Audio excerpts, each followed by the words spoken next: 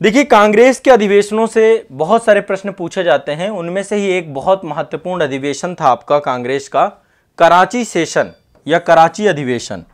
अब आपकी इस अधिवेशन की सबसे बड़ी विशेषता क्या थी? क्योंकि इसकी में जो लीडरशिप थी आपकी, वो लीडरशिप थी वल्लभ भाई पटेल की। ठीक है, कराची अधिवेशन को लीड किया सरदार वल्लभ भाई पटेल ने, अध्यक्षता उन्हीं की थी, उन्हीं की अध्यक्षता में अधिवेशन हुआ है। तो कांग्रेस के जब भी हम अधिवेशनों की बात करते हैं तो कोई ना कोई जो है उसको लीड करता है, उसकी अध्यक्षता करता है। ठीक है, अब ये अधिवेशन कैसे हुआ? देखिए, गांधी इरविन समझौता हुआ था। गांधी इरविन समझौते को दिल्ली समझौता भी कहा जाता था। गांधी इरविन समझौता क्यों हुआ? गांधी इरविन समझौता हुआ था सविनय अवज्ञा आंदोलन को समाप्त करने के लिए। तो महात्मा गांधी ने, उस समय लॉर्ड इरविन थे आपके, ये आपकी पूरी की पूरी घटना है 26 से 31 मार्च 1931 की।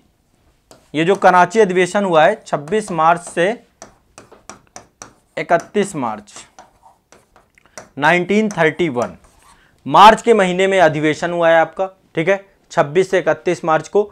तो इसी दौरान सविनय अवज्ञा आंदोलन चल रहा था। आपको पता होगा कि इसी दौरान जो है भारत के जो अमर शहीद हैं भगत सिंह, और भगत सिंह को फांसी दी गई और उनके साथ जो है, तो कहने का मतलब यह है कि ये एक अपने आप में बहुत इंपॉर्टेंट सेशन था कराची अधिवेशन, और इससे क्वेश्चन हर बार पूछा जाता है। तो गांधी इरविन समझौता जो था, गांधी इरविन समझौते में सरदार वल्लभ भाई पटेल ने अध्यक्षता की थी इसकी, कराची अधिवेशन की। अध्यक्षता किसने की? सरदार पटेल ने।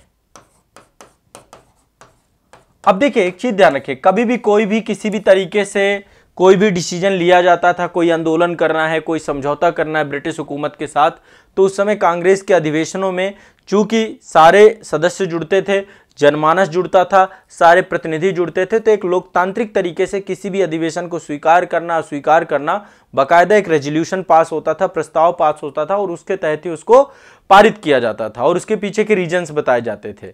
तो इस अधिवेशन में बहुत सारे महत्वपूर्ण फैक्ट हुए, बहुत सारे तथ्य हुए। सबसे पहली बात, गांधी इरविन समझौता एक्सेप्ट कर लिया गया। ठीक है, दूसरा, इस अधिवेशन की सबसे बड़ी बात, इसमें मौलिक अधिकारों की बात की गई। कराची अधिवेशन में ही पहली बार कांग्रेस के द्वारा मौलिक अधिकारों की बात की गई। वैसे इससे पहले मौलिक अधिकारों को लेकर कई बार चर्चा हो चुकी थी, लेकिन इस अधिवेशन में फर्स्ट टाइम मौलिक अधिकारों की बात हुई, फंडामेंटल राइट की बात हुई। ठीक है, तो इस अधिवेशन में पहली बार कांग्रेस ने मौलिक अधिकारों की बात की और राष्ट्रीय आर्थिक कार्यक्रमों से संबंधित प्रस्ताव पारित किए। राष्ट्रीय आर्थिक कार्यक्रम से संबंधित क्या किए? प्रस्ताव पारित किए गए, बहुत सारे प्रपोजल्स पारित किए गए। ठीक है, तो पहली बार अब ये क्वेश्चन पूछता है कि भाई किस अधिवेशन में फंडामेंटल राइट को लेकर के चर्चा हुई। ठीक है, तो वो मैंने आपको यहां पे बताया। ठीक है, अधिवेशन है आपका, स्पष्ट है सभी को? हाँ, कराची अधिवेशन।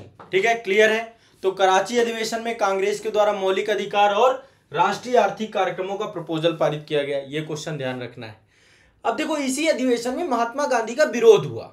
महात्मा गांधी का विरोध कई कारण थे। एक तो सविनय अवज्ञा आंदोलन खत्म कर दिया जाना, दूसरा भगत सिंह और उनके साथियों को जो फांसी हुई, राजगुरु और सुखदेव और भगत सिंह को, उस फांसी के बाद लोगों का महात्मा गांधी के ऊपर जो है जो भरोसा था, विश्वास था, बहुत सारे लोग महात्मा गांधी के विरोध में उतर आए कि महात्मा गांधी चाहते तो गांधी इरविन पैक्ट के माध्यम से, देखो ऐसा नहीं था कि महात्मा गांधी नहीं चाहते थे। ठीक है, ऐसा नहीं था कि महात्मा गांधी नहीं चाहते थे। देखिए, समसामयिक परिस्थितियां होती हैं, जब हम उनका मूल्यांकन आज करते हैं तो कई बार जो है हम उन चीजों को समझ नहीं पाते हैं।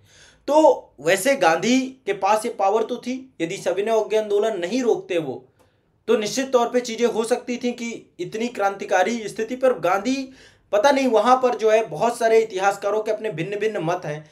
तो इस अधिवेशन में बहुत सारे लोगों ने गांधी जी का विरोध किया, और यहीं पर गांधी जी ने कहा था गांधी मर सकता है पर गांधीवाद नहीं। गांधीवाद मतलब गांधी के कार्यक्रम। तो कराची अधिवेशन पे एक सेंटेंस आपका निकल के आया, गांधी मर सकता है लेकिन गांधीवाद नहीं। गांधीवाद मतलब गांधी की विचारधारा, सत्य, अहिंसा, सत्याग्रह, असहयोग, है ना, गांधीवाद नहीं। तो एक ये भी ध्यान रखना है, इसका भी संबंध कराची अधिवेशन से। ठीक है, और यह पहला अवसर था जब पूर्ण स्वराज्य के प्रस्ताव को भी पारित किया गया। पूर्ण स्वराज को लेकर आपको पता है कि रावी नदी के किनारे लाहौर अधिवेशन हुआ था जवाहरलाल नेहरू की अध्यक्षता में। रावी नदी के किनारे लाहौर अधिवेशन हुआ था। लाहौर अधिवेशन कब हुआ था? ये लाहौर अधिवेशन ये हुआ था आपका 1931 पे 31 दिसंबर 1929 में, माफ करेगा 1929 में हुआ था जवाहरलाल नेहरू की अध्यक्षता में। इसमें एक रेजोल्यूशन पारित हुआ था पूर्ण स्वराज्य का, पूर्ण स्वराज्य, ठीक है, स्वराज्य। अब इसके पीछे की कहानी अलग है, इसके पीछे की कहानी साइमन कमीशन है, बहुत सारी चीजें हैं, ठीक है। नेहरू रिपोर्ट आई थी आपकी, नेहरू रिपोर्ट को भी अस्वीकार अंग्रेजों ने नहीं किया, फिर फाइनली पूर्ण स्वराज लाया गया कि भाई अब पूर्ण स्वराज से कम पे बात नहीं बनेगी। और 26 जनवरी 1930 को पहली बार जो है पूर्ण स्वराज्य दिवस भी मनाया गया, ठीक है, 26 जनवरी को। इसीलिए 26 जनवरी को भारत का संविधान लागू किया जाता है कि यह दिन आपका हिस्टोरिकल बन जाए, ठीक है। तो पूर्ण स्वराज को कांग्रेस के द्वारा पहली बार क्या किया गया? परिभाषित किया गया। कांग्रेस के द्वारा पहली बार आपका इसको परिभाषित किया गया, पूर्ण स्वराज को पहली बार पूर्ण स्वराज को कांग्रेस के द्वारा परिभाषित किया गया, ठीक है। इसके बाद 1931 में भारतीय राष्ट्रीय कांग्रेस के द्वारा कराची अधिवेशन में जो है इसको एक्सेप्ट किया गया और पूर्ण स्वराज को माना गया। साथ ही मैंने बताया फंडामेंटल राइट के बारे में बात की गई। आर्थिक कार्यक्रमों का संकल्प ये पंडित जवाहरलाल नेहरू लेकर के आए थे। आर्थिक कार्यक्रमों के संकल्प को लेकर के ये आपके नेहरू के द्वारा, पंडित नेहरू के द्वारा ये प्रस्ताव पे पारित किया गया और ये प्रस्ताव मतलब पेश किया गया और इसको भी यहां पर पारित किया गया।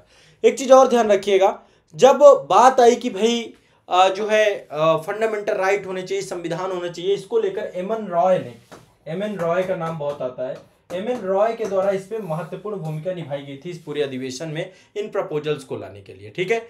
और एक चीज और ध्यान रखिएगा, 1931 में कहते हैं जब यह अधिवेशन हुआ इसमें सुभाष चंद्र बोस भी सम्मिलित थे, सुभाष चंद्र बोस भी सम्मिलित थे इसमें, ठीक है। और सुभाष चंद्र बोस के द्वारा एक बात कही गई इस अधिवेशन में कि 1931 का जो कराची अधिवेशन था, यह अधिवेशन महात्मा गांधी की लोकप्रियता और सम्मान की पराकाष्ठा का अधिवेशन था। महात्मा गांधी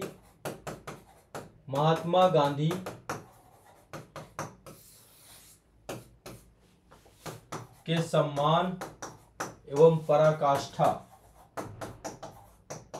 का अधिवेशन था, ठीक है, ठीक है, सम्मान की और लोकप्रियता की पराकाष्ठा का अधिवेशन था,